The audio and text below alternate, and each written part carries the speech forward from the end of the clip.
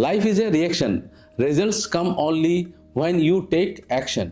मतलब जिंदगी एक रिएक्शन है, रिजल्ट तभी मिलता है जब रिएक्ट करते हो। कभी आपने नोटिस किया होगा कि कुछ स्किन केयर इंग्रेडिएंट्स जब फ्रेश होते हैं तो उनका कलर, फ्रेगनेंस और परफॉर्मेंस परफेक्ट होता है, लेकिन फ्यू वीक्स बाद ही प्रोडक्ट का कलर थोड़ा येलोइश हो जाता है, टेक्सचर चेंज हो जाता है या एफिकेसी ड्रॉप फील होता है। ऐसा क्यों होता है? Simple, because light is one of the biggest enemies of ingredient stability.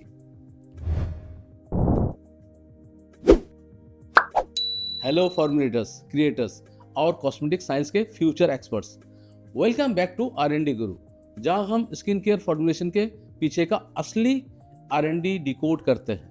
मैं TRC, नाम तो सुना ही होगा आपने। चलिए शुरू करते हैं।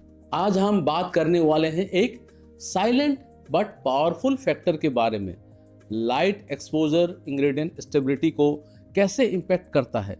एंड ट्रस्ट मी, ये टॉपिक बिगिनर्स मोस्टली इग्नोर करते हैं, बट इंडस्ट्री एक्सपर्ट इसको टॉप प्रायोरिटी ट्रीट करते हैं। कॉस्मेटिक केमिस्ट्री में बहुत सारे एक्टिव्स लाइट सेंसिटिव होते हैं, specially antioxidants, vitamins, plant extracts, acids और रिसोर्सिनल डेरिवेटिव्स। जब प्रोडक्ट लाइट, स्पेशली यूवी और हाई इंटेंसिटी विजिबल लाइट के कॉन्ट्रैक्ट में आता है तो मॉलिक्यूल्स एक्साइटेड स्टेट में चले जाते हैं। एक्साइटेड स्टेट का मतलब है मॉलिक्यूल अनस्टेबल हो गया। अनस्टेबल मॉलिक्यूल रिएक्टिव हो जाता है और ऑक्सीडेशन, डिग्रेडेशन या कलर चेंज स्टार्ट हो जाता है। एग्जाम्पल के लिए vitamin C, L ascorbic acid light के कांटेक्ट में आते ही ऑक्सीडाइज होने लगता है, जिससे वो डार्क येलो या ब्राउन कलर ले लेता है। और जैसे ही वो ऑक्सीडाइज होता है उसकी इफेक्टिवनेस ऑलमोस्ट हाफ हो जाता है। यही रीजन है कि विटामिन सी ऑलवेज एम्बर या ओपेक बोतल में आता है। Niacinamides, retinoids, kojic acids, arbutins, AHS, BHS, green tea extracts, licorice extracts, इन सब में लाइट एक्सपोजर केमिकल स्ट्रक्चर को ब्रेक कर सकता है। प्रोडक्ट का कलर डार्क हो सकता है, फ्रेगनेंस चेंज हो सकता है और वर्स्ट केस में एक्टिव इंग्रेडिएंट कंप्लीटली इनएक्टिव हो सकता है। और इंटरेस्टिंगली फ्रेगनेंस इंग्रेडिएंट भी फोटो रिएक्टिव होते हैं। सनलाइट में कुछ फ्रेगनेंस स्किन सेंसिटाइजिंग कंपाउंड्स बनाते हैं, जिससे इरिटेशन इंक्रीज हो सकता है। इसीलिए फ्रेगनेंस हेवी प्रोडक्ट को भी लाइट सेफ पैकेजिंग में रखना जरूरी होता है। लाइट के वजह से प्रिजर्वेटिव भी डिग्रेड हो सकते हैं। एग्जाम्पल के लिए फिनॉक्सी इथेनॉल और पैराबिन्स नॉर्मली स्टेबल होते हैं, बट कुछ नेचुरल प्रिजर्वेटिव्स ब्लेंड्स यूवी में ब्रेक डाउन होकर प्रोडक्ट की माइक्रोबियल प्रोटेक्शन रिड्यूस कर देते हैं। मतलब आपको लग रहा है प्रोडक्ट सेफ है, बट लाइट एक्सपोजर के बाद प्रिजर्वेटिव वीक हो गया और कंटामिनेशन रिस्क हाई हो गया, स्पेशली लोशंस एंड क्रीम्स में। फॉर्मुलेशन के एंगल से देखा जाए तो लाइट सेंसिटिविटी एक स्ट्रक्चरल इशू होता है।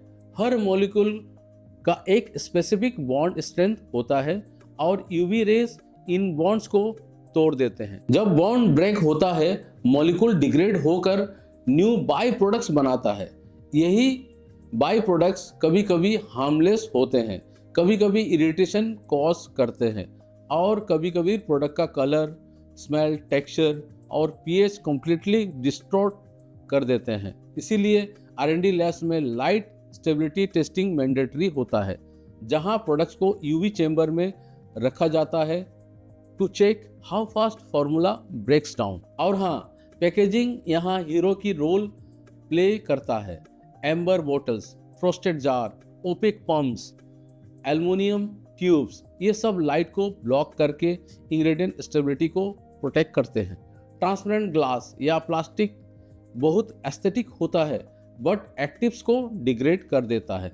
इंडिया में क्लाइमेट ऑलरेडी हार्श है, तो transparent packaging is almost always risky for actives. High end brands opaque packs use करते हैं because they understand ingredient chemistry. और आपको भी एज ए फॉर्मुलेटर ये चीज समझना बहुत इंपॉर्टेंट है। अगर आप चाहते हो कि आपका प्रोडक्ट लॉन्ग टर्म स्टेबल रहे, कलर चेंज ना हो, फ्रेगनेंस ऑक्सीडाइज ना हो और एक्टिव्स इफेक्टिव रहे तो लाइट एक्सपोजर को लाइटली मत लो। ये फॉर्मुलेशन का साइलेंट डिस्ट्रॉयर है। अगर आप active base serums, brightening creams, retinoid gels या विटामिन रिच प्रोडक्ट्स बनाते हो तो लाइट स्टेबिलिटी एक नॉन निगोशिएबल पैरामीटर है। अगर आप इन सारी R&D लेवल चीज़ों को डीपली समझना चाहते हो, कौन से एक्टिव फोटोलिएबल होते हैं, कैसे पैकेजिंग सेलेक्ट करनी चाहिए, कैसे एंटीऑक्सीडेंट बूस्टर ऐड करना चाहिए, तो R&D गुरु ऐप पर हमने complete ingredient stability modules cover किए हैं। तो दोस्तों आज के लिए बस इतना ही। अगर आप अपना स्किन केयर या पर्सनल केयर स्टार्टअप शुरू कर रहे हैं या एक एडवांस फॉर्मुलेटर बनना चाहते हैं, R&D Guru is here to back you with knowledge and tools. Download the R&D Guru app for expert modules, formulation hacks, and ingredient deep dives. Also like, share, and subscribe करना मत भूलिए। जय हिंद, जय Bharat, Let's make India proud.